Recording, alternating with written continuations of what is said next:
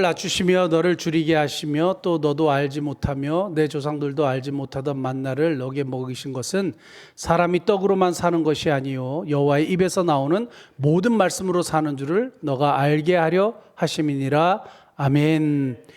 아주 유명한 말씀입니다. 사람이 떡으로만 사는 것이 아니요 하나님의 입에서 나오는 모든 말씀으로 사는 것이다 라는 말씀인데, 오늘 시험을 이기는 책 신명기라는 제목으로 말씀 나누겠습니다. 여러분 기도해 주셔서 오늘 이제 검사 결과 보러 갔는데요. 그 카톡 보시면 아시겠지만 수치가 거의 같아요. 수치가 거의 같아서 너무너무 감사하게, 저는 살짝 긴장을 한 게 있었어요. 두려움보다는 뭘 긴장을 했냐 하면, 이게 뭐 피곤하고 막 이러면 안 되잖아요. 그런데 사실은 우리 필리핀 그 선교 여행이 저한테는 조금 복이었거든요. 이게 아침 일찍 나고 저녁 늦게까지 사역을 하고 막 이렇게 하니까 신경 쓸 것도 많고 하니까 이런 이제 피곤함이 오히려 몸에 사람들의 해가 된다고 생각하잖아요. 근데 저는 그게 아닌 것을 좀 하나님이 보여주시면 좋겠다는 거죠. 그래서 항상 선교가 치료다라고 말하면서 실컷 선교하고 왔는데 몸이 너무 나빠졌어. 이러면 안 되잖아요. 그러니까 항상 이게 말하고 결론이, 그리고 우리의 믿음과 결론이 막 항상 이게 상치되고 반대가 되는 결론을 얻으면 안 되니까 그것이 항상 마음에 걸렸던 문제였어요. 근데 감사하게 이렇게 하나님께서 은혜 베풀어 주시고 여러분들이 기도해 주셔서 이렇게 잘 유지하게 해 주셔서 너무너무 감사합니다. 잘 유지되고 있다는 거는 여전히 90%가 없어진 상태에서, 암이 90% 없어진 상태에서 유지하고 있다는 거예요. 이게 감사한 일이죠. 별로 안 놀라시는데 이게 감사한 일이에요. 네. 그래서 너무너무 감사하게 생각하고 우리 많은 분들이 기도해 주셔서 진짜 감사하게 생각합니다. 선교지에서도 항상 기도하신대요. 그래서 저는 진짜 너무 정말 멋진 투자를 한 것 같아요.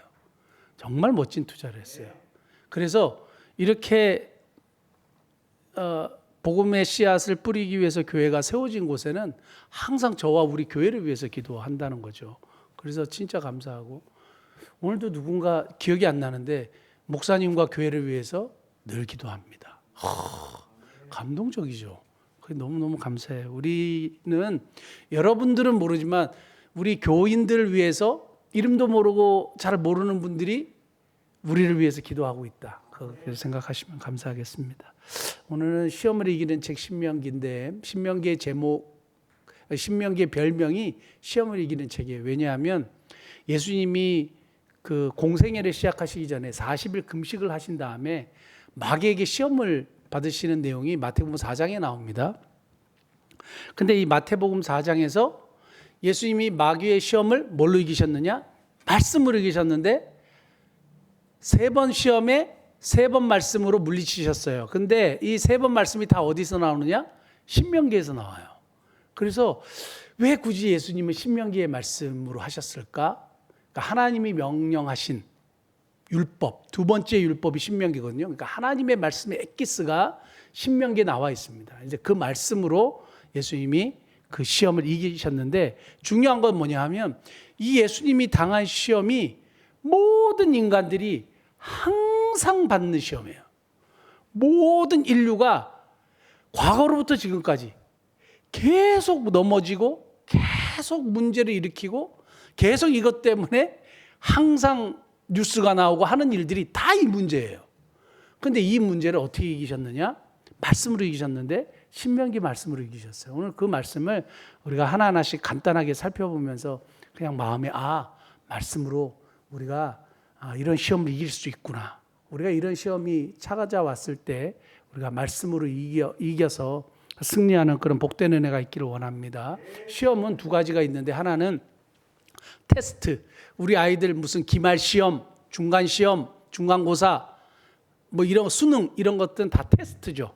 그 아이가 진짜 공부를 하는지, 공부를 어느 정도 수준인지 테스트죠. 그러니까 하나님이 우리를 테스트하는 게 있어요. 또 하나는 템테이션. 그러니까 이건 마귀가 하는 거예요. 유혹하는 거예요. 오늘 그 마태복음 4장에 예수님을 템테이션, 유혹한 거예요. 근데 이런 테스트, 하나님의 테스트는 어떻게 하면 되느냐? 순종하면 된대요. 순종하면 돼요. 그런데 마귀의 템테이션, 유혹은 어떻게, 시험은 어떻게 해야 되느냐? 이거는 회개하면 된대요. 마귀의 유혹을 받아서 넘어지잖아요, 우리가. 그러면 어떻게 빨리 회복을 할 수 있느냐? 그는 회개를 하면 돼요. 그런데 오늘 본문 말씀은 넘어지기 전에 이 시험을 이길 수 있다 이거예요. 뭘로? 말씀으로. 근데 예수님이 어떻게 말씀으로 이기셨는지 본 말씀 한번 살펴보면 좋겠습니다. 오늘 신명기 8장 3절 말씀 인용했는데 마태복음 4장 4절 한번 볼까요? 마태복음 4장 4절 보면 예수께서 대답하여 이르시되 기록되었으되 사람이 떡으로만 살 것이 아니요 하나님의 입으로 나오는 모든 말씀으로 살 것이라 하였느니라 하시니, 이 마태복음 4장 4절이 신명기 8장 3절을 인용했다 그랬죠. 근데 마귀가 뭘 시험했냐면 예수님이 줄이셨잖아요, 40일 동안. 그러니까 이 돌들을 떡덩이가 되게 해라, 이렇게 얘기했단 말이에요. 배고플 때 떡은 어마어마한, 그 예수님은 사실은 떡을 만들 수 있는 분이죠. 모든 건 가능한 분이에요. 근데 예수님이 이 말씀을 통하여 마귀를 물리치셨어요. 근데 여기 굉장히 많은 것이 함축되어 있습니다. 근데 간단한 것만 살펴보면 떡은 뭘 상징하느냐? 돈, 경제, 이런 것들을 상징해요. 돈, 우리가 쉽게 하기엔 머니요. 머니 해도 머니다. 그 머니를 이야기하는데 이 경제 문제, 우리가 가장 인생을 살아가면서 가장 빠지기 쉬운 유혹, 그리고 가장 문제거리가 되는 돈. 오늘도 누구랑 이제 CTS 관계자 우리 지사장님하고 보도국장님이 찾아왔어요. 그래가지고 같이 이야기를 하는데 세상의 영화, 또 세상에서 하나님을 대적하는 영화를 이렇게 만드는 데는 수천억이 그냥 물질로 막 하니까 뭐 전 세계적으로 막 히트를 친다 이거예요. 그런데 이런 하나님의 사역을 하는 데 있어서 자금이 너무 모자른다 이거예요. 자금이 너무 모자른다 이거예요. 세상은 이런 물질로, 돈으로 막 쏟아부어서 사람들을 유혹하고 현혹시키는데 하나님 일을 할 때는 항상 자금이 모자라서 힘들다, 뭐 이런 얘기를 했었습니다. 그런데 중요한 건 뭐냐면 우리가 인생을 사는데 진짜 이 돈이 없으면 안 되잖아요. 경제가 너무너무 중요하거든요. 근데 예수님이 뭐라고 말씀하시냐면 사람이 돈으로만 사는 게 아니다. 사람이 경제로만 사는 게 아니다. 그보다 더 중요한 것이 있는데 그것이 뭐냐? 하나님의 말씀이다. 하나님의 말씀이 없는 부요함, 하나님의 말씀이 없는 부동산, 하나님의 말씀이 없는 우리의 어마어마한 부요함이 사실은 아무 소용이 없다. 그 전에 뭐가 있어야 되느냐? 하나님의 말씀 위에 우리의 부를 축적하고 하나님의 말씀 위에 우리가 이 땅에서 돈을 사용하고 벌어들이고 하는 일들이 있어야 돼요. 그래서 돈이 우리가 벌거나 쓰거나 할 때 무엇을 근거로? 하나님의 말씀을 근거로. 그래서 부도 축적하고 또 나누고 하는 일들이 무엇으로 기준으로? 하나님의 말씀을 기준으로. 그래서 언제든지 하나님의 말씀과 부요가 같이 가야 되는데 성경에 예수님이 뭐라 그런지 아세요? 돈과 하나님을 겸하여 섬길 수 없다 그랬어요. 뭐가 우선이에요? 하나님이 우선이라는 얘기예요. 그리고 하나님의 말씀 위에 경제가 따라오는 겁니다. 그래서 예배 안 드리고 돈 벌러 가시는 분들, 하나님을 잠깐 떠나가지고 돈을 추구하는 분들은 결국 그거는 모래 위에 지은 집과 같아요. 저는 그거 확실하게 믿습니다. 사랑하는 성도 여러분, 돈과 명예 앞에, 돈 앞에 우리가 하나님의 말씀을 먼저 앞세워서 그렇게 우리의 인생을 살아가는 저와 여러분 되시길 바랍니다. 우리가 선교를 하면서 필리핀에 이성광 선교사님하고 저하고 너무너무 잘 맞아요. 근데 이성광 선교사님이 빈민 이주촌의 빈민들은 가난하잖아요. 그러니까 한국의 아주 유명한 오르가니제이션 이런 구제하는 이런 그 기관에서 필리핀 그 빈민 사람들에게 뭘 주느냐? 빵을 줘요. 그리고 떡을 줘요. 그리고 돈도 주고. 그래서 막 이렇게 나눈단 말이에요. 그러니까 이 사람들이 어떻게 되느냐? 프로페셔널 거지가 되는 거예요. 전문적인 거지가 돼요. 그래서 항상 그런 데 가면 줄을 서요. 돈을 받고 음식을 받고 식료품을 받고, 그러니까 뭘 안 해요? 일을 안 해요. 그래서 이성광 선교사님이 선교하면서 안 되겠다. 우리 교회를 통해서는 이런 일들을 근절시켜야 되겠다. 프로페셔널 거지를 만들지 말고 진짜 하나님의 말씀을 먼저 복음을 한번 전해보자. 그래가지고 작은 교회를 시작하면서 교회 오는 사람에게 빵을 주지 않기 시작했대요. 그리고 순수하게 우리가 말씀을 하자. 처음에는 잘 안 모였대요. 그리고 다 빵 주는 대로 다 가는 거예요. 근데 지금은 어떻게 되느냐? 수백 명이 모이잖아요. 그 교회 수백 명이 모이는데 끝나고 뭐 주지 않아요. 그런데 사람들이 모여요. 말씀으로 다져지니까 사람들이 빵을 준다 해도 거기 안 가는 거예요. 말씀이 딱 우선으로. 그러니까 뭐가 바뀌는지 아세요? 생각이 바뀌고 삶이 바뀌고 열심히 일하려고 그러고, 그래서 자신들이 어떻게 하든지 활빈 가난에서 벗어나려고 노력해요. 뭐가 들어가니까? 말씀이 들어가니까. 그런데 돈을 추구했던 사람들은 어떻게 되냐? 프로페셔널 거지가 되는 거예요. 계속 돈만 찾아가요. 이거는 비단 빈민들에게만 일어나는 일이 아니에요. 우리 현대를 살아가는 우리 한국 사람들도 우리가 일을 하면서 계속 돈만 찾아가잖아요. 하나님 말씀 없이. 그거는 정말 비참한 인생이 되는 거죠. 모래 위에 쌓은 집과 같은 그런 어리석은 행위를 하게 되는 겁니다. 하나님의 말씀을 우선순위하는 저와 여러분 되시기를 바랍니다.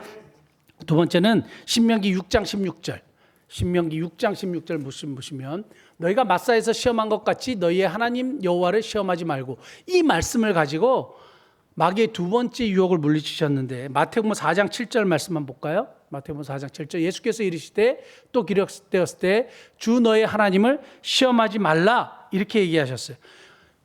이게 어떤 상황이냐면 예루살렘 꼭대기로 이렇게 예수님을 데리고 가가지고 뛰어내려라 이거예요. 뛰어내리면 야, 천사들이 딱 받쳐줄 거다, 이렇게 얘기한 거죠.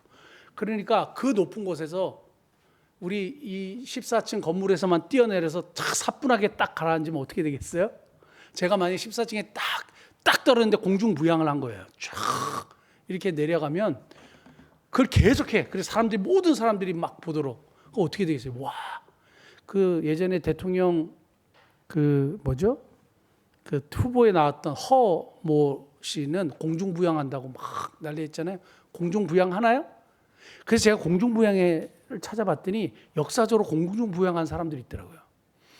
가톨릭 사제 중에 가톨릭 신부가 이 내공이 깊어갖고 공중부양을 했대요. 근데 이 공중부양한 사제에게 뭐가 따라오는지 아세요? 어마어마한 인기가 따라오는 거예요. 우와! 다 이러고 가는 거예요. 그 공중부양 하나 하는데, 여러분 근데 공중부양은 보통 내공 가지고는 안 됩니다. 보통 가지고는 안 되는데 뭐가 따르냐? 어마어마한 인기. 사람들이 다 추앙하는 거죠. 왜냐하면 그런 능력을 가진 사람을 본 적이 없거든요. 그러니까 마귀는 뭘 유혹하냐 하면 인기, 명예예요. 그래서 사람들에게 자꾸 이런 것을 이야기해요. 막 뜨도록, 막 이름이 알려지도록 이렇게 하는데, 예수님이 하나님의 말씀으로 하나님을 시험하지 말아라, 이렇게 물리치신 것을 보게 됩니다. 저는 이 돈과 명예의 문제, 인기의 문제, 아니 인기와 명예의 문제를 예수님의 말씀을 통해서 하신 것이 너무너무 우리 특히 목회자들에게, 우리 마지막에 이 많은 목회자 목사님들이 얘기하는 게 뭐냐 하면 여기서 많이 넘어진대요.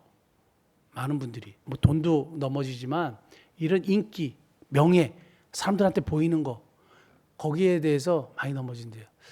며칠 전에 누가 목사님 그 CBS에 새롭게 하소서, 그리고 CTS에 내가 매일 기쁘게 이런 데 좀 나가시면 좋겠다, 이런 얘기를 누가 하셨어요.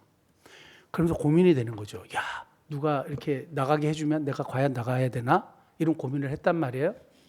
그때 딱 말씀이 왔어요. 우리 샤론이가 아빠 제가 하나님께 응답받은 말씀이에요 하면서 베드로후서 5장 7절 말씀을 딱 보냈는데, 너희 염려를 다 주께 맡겨버려라, 하나님께서 모든 너희를 돌보시겠다는 말씀 바로 앞에 뭐가 있는지 아세요? 하나님의 능하신 손 아래서 겸손하라, 때가 되면 너희를 높이시리라. 때가 되면 높이시는데 겸손해. 너 낮아져. 드러내지 마. 사실은 가만히 보면 드러낼 게 아무것도 없는데 막 드러내려고 그러고 이름을 낼, 정말 가만히 보면 아무것도 없어요. 그러니까 사람이 이런 데 유혹이 되고 넘어가는 거예요. 하나님의 능하신 손 안에서 겸손해야 됩니다. 하나님 앞에 우리가 이러한 시험을 당할 때 우리가 말씀으로 이겨나가는 저와 여러분 되시기를 바라고, 마지막 세 번째는 뭐냐면 신명기 6장 13절 한번 볼까요? 신명기 6장 13절 보면 내 하나님 여호와를 경외하며 그를 섬기며 그의 이름으로 맹세할 것이니라. 하나님만 섬길 것에 대해서 이야기하는데 이게 어디서 나오냐면 마태복음 4장 10절이에요. 마귀의 세 번째 시험이죠. 이에 예수께서 말씀하시되 사탄아 물러가라 기록되었을 때 주 너희 하나님께 경배하고 다만 그를 섬기라 하였느니라. 이 말씀을 어디서 근거했냐면 신명기 6장 13절이에요. 이게 뭐냐면 세상에서 성공하고 잘 나가고 하나님을 잘 믿고 그러니까 높은 산으로 데려가서 나에게 절하면 세상 모든 걸 다 주겠다 이렇게 얘기했어요. 권력을 주겠다고 얘기했어요. 파워를 주겠다고 얘기했어요. 근데 한 가지만 알면 이 문제에 넘어가지 않아요. 여러분 그 괴테가 쓴 파우스트라는 그 소설 압니까? 그 파우스트가 뭐냐면 자기 영혼을 팔아요. 악령에게 자기 영혼을 팔면 어마어마한 쾌락과 어마어마한 것을 가지게 되거든요. 근데 그 나중에 그 영혼은 어떻게 돼요? 완전히 멸망하는 거예요. 완전한 지옥에서 어려움을 겪는. 그래서 제가 예전에 이런 생각을 했습니다. 세상에서 마이클 잭슨을 보고 야, 내가 마이클 잭슨보다 유명한 사람이 될 수 있을까? 저렇게 어마어마한 인기를 막 받고 싶은 거예요. 그리고 마이클 잭슨이 막 한마디 하면 막 난리가 나죠, 전 세계가. 야, 근데 한 가지 방법이 있다. 혼자 생각한 거예요. 이거는 뭐 진리도 아니고 아무것도 아닙니다. 아, 내 영혼을 사탄에게 팔면 이 세상에서 인기를 얻을 수 있겠구나. 내 영혼을 사탄에게 팔면 권력도 얻을 수 있겠구나. 내 영혼을 사탄에게 팔면 돈도 가질 수 있겠구나. 이런 생각을 하게 됐어요. 근데 이 세상은 7, 80년, 8, 90년 유한하잖아요. 그 다음에 우리들의 세계는 영원하거든요. 영원한 것과 일시적인 것을 바꿀 수 있느냐? 바꿀 수 없다는 결론이에요. 그러니까 내 영혼을 사탄에게 팔면 어마어마한 걸 누릴 수 있겠구나. 마치 이러한 시험과 같아요. 나한테 경배하고 너를 나한테 주면 내가 모든 걸 다 줄게. 근데 여러분 그거 아세요? 하나님이 모든 것을 주권, 모든 것을 가지고 계신 분이에요. 사탄이 가지고 있는 게 아닙니다. 사탄은 우리를 속이는 자예요. 모든 주권이 누구에게 있어요? 하나님께 있어요. 사람을 부하게도 하시고 가난하게도 하시고 높이기도 하시고 낮추기도 하시는 모든 주권이 누구에게 있느냐? 하나님께 있어요. 그 하나님께 있다는 사실만 알아도 우리가 넘어가지 않아요.